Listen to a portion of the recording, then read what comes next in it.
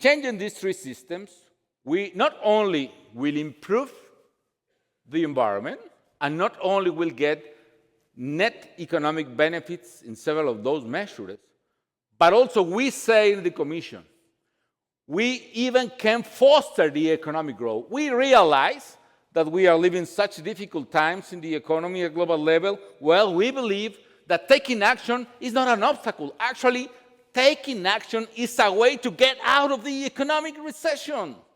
Oh my God, how is that possible? Well, we say that taking the right decisions, changing the systems, can foster at least the economy in three ways, with several drivers of economic growth. The first one is the productivity of natural resources. We always are talking about capital productivity, labor productivity. Well, it's time to talk about natural resources productivity.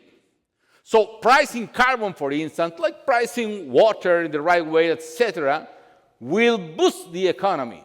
And one proof of that is the outcome of the energy efficiency measures around the globe. We estimate, and you can consult on the report, that energy efficiency could boost the economy more than 1% a year. And it is possible because each company, for instance, an industrial plant, improving energy efficiency not only will save money for the electricity bill, but also will improve its own mechanism to produce. So it is demonstrated in the report as well that investing in energy efficiency creates 3 times as much jobs than investing in fossil fuels. So this is the case of California. California is the most regulated state in the United States. But California has a consumption per capita flat since the 80s. However, its production has doubled. So in terms of production per kilowatt hour, it's improving its own capacity and competitiveness. The second driver is infrastructure investment. And it's quite simple, the argument. Yes, if we invest in infrastructure, we will foster economic growth, right? Yes. Well, we and the Commission were estimating how much does it cost to do the infrastructure that is required today? What is the size of the demand for infrastructure, even follow the inertial path of carbon-intensive economy? So we say it's roughly $30 trillion between 2015 and 2030. Well, big question. How much does it cost to switch all the way towards low-carbon economy in energy, cities, and others? If you do the right add and subtractions, the math, we reach the conclusion we will need 93 trillion. That honestly, my friends, is marginal the difference. Less than 4 trillion. That implies that, honestly, the problem is not exactly where the money is come from. Because we need to use the very same money that we will use for the traditional inertial path.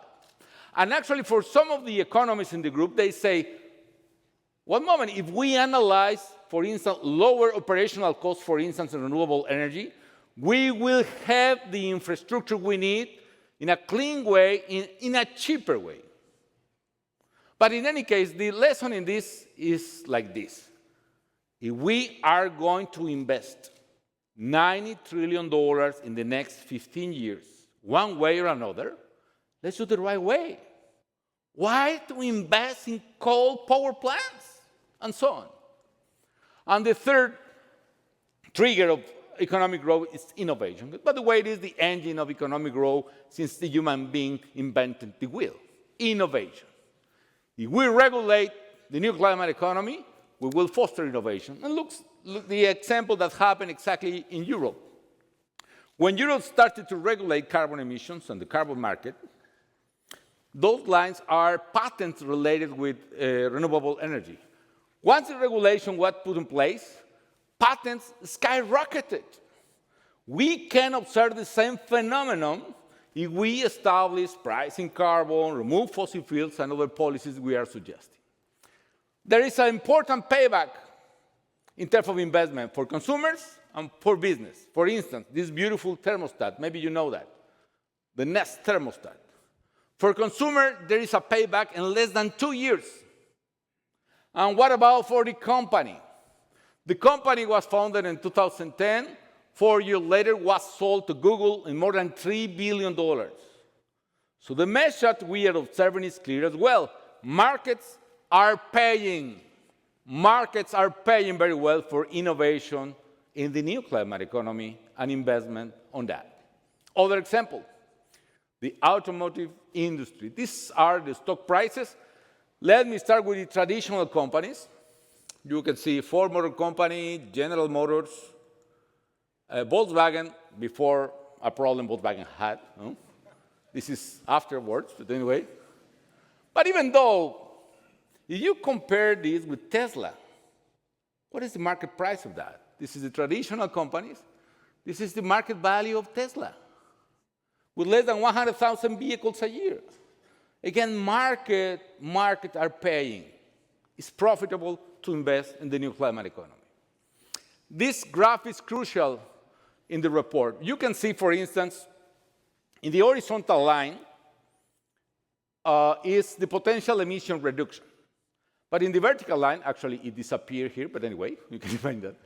Above the horizontal line is positive net present value.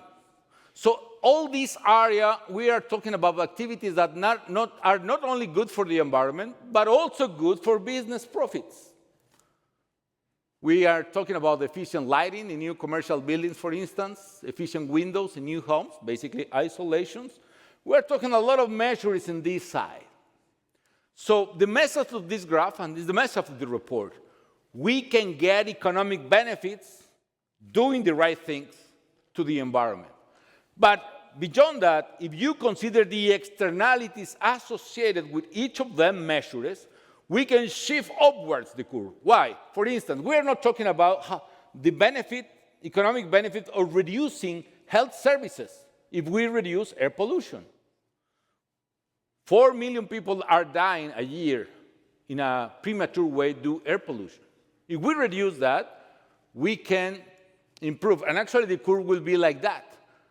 The curve shifts up, and that implies that there are much more economic benefits besides the environmental benefits of that. So the whole message of the global economy, Global Commissions on the Economy and Climate is this. It is possible to make real business and profits, and at the same time to be responsible with the environment.